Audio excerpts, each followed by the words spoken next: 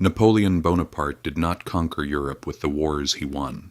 He conquered Europe with money, not with weapons, not with tactics, not even with his army, with numbers, with signatures, with ledgers, and with a system no one talks about.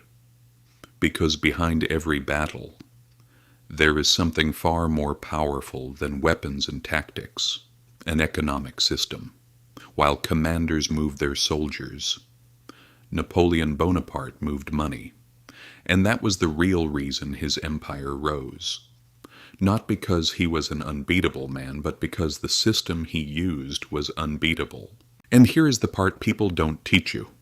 A country can win wars for a while, but it can only survive if its economy survives. Napoleon understood this before almost everyone else. Now think about this. The country is France.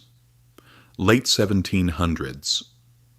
It looks powerful, elegant, wealthy, but underneath, it's collapsing.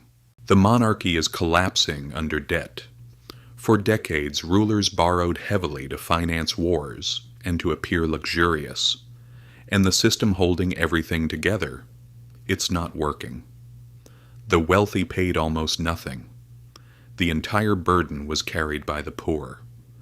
That's why when the revolution happened in 1789, they didn't solve the problem. They only exposed it. Because the balance of power changed. But math never changed. The country was still under debt. So the new government, out of necessity, tried something. They printed money. Money backed by church lands. At first, it was incredible. Money appeared when there was none. The pressure disappeared. People felt relieved, but only for a short time, because what comes easy breaks quickly. In a short time, prices started rising. Then it collapsed. People lost trust. Markets slowed down, and then stopped. The public no longer wanted pieces of paper. They wanted real value. Even the country soldiers were walking with wooden shoes.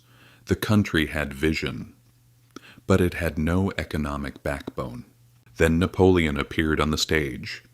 The year was 1799, 29 years old, a soldier, but more importantly, a strategic thinker. And the first thing Napoleon realized was very simple.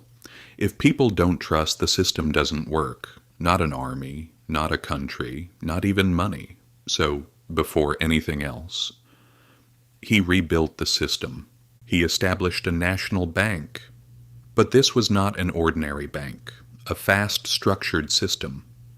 One part of the bank was the state. The other part was private. Because Napoleon understood something important. If the state controls too much, leads to chaos. If it controls too little, leads to corruption. Balance equals power. For this reason, Napoleon established the Bank of France in 1800. Investors brought money into the country. The state guided the money, and for the first time, money started working again. But this was not enough for the country. Napoleon knew this very well. Money only works if the people trust it. So he rebuilt the country's treasury. He tracked everything. He recorded every flow. There was no randomness anymore, only system. Then came a powerful move from Napoleon, a new currency. In 1803, the French franc was tied to gold and silver. Money was no longer just an idea. It was real, stable, predictable. And this move changed everything. But there was still a problem. Taxes. The old financial system was corrupt. Private collectors, bribes, inefficiency. Napoleon broke this system. The state collected its own taxes. He measured land, kept records, enforced audits, and for the first time, the state took control of its system. And right after that, the real genius move came. War, not as destruction, but as a business model. For Napoleon, war was not just about tactics. It was cash flow. When he won wars, money came with it. Defeated countries paid the state, spoils were taken, occupied territories financed the army, so the system fed itself. The battlefield was financing the battlefield, and as long as Napoleon kept winning, the system he built worked perfectly. Until it didn't, because every system has a limit, and Napoleon reached that limit in Russia. The year was 1812. This was not just a military loss. It was an economic collapse. Soldiers died. Horses were lost. The supply system collapsed. But the real loss? The system reversed. Wars were no longer generating money for the state. They were losing money, immediately, and uncontrollably, and no system can survive infinite loss. But here's the interesting part. Napoleon lost. But the system he built did not fall. Banks remained. The treasury remained. The tax system remained.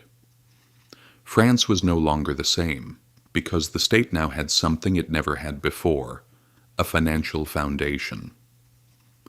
And the most important point is this: power does not come from armies. It comes from systems, and every system has a weak point. If a system depends on constant growth, it will eventually break, just like Napoleon's system did. Now look at today. Countries in debt, constant money printing, wars financed through borrowing.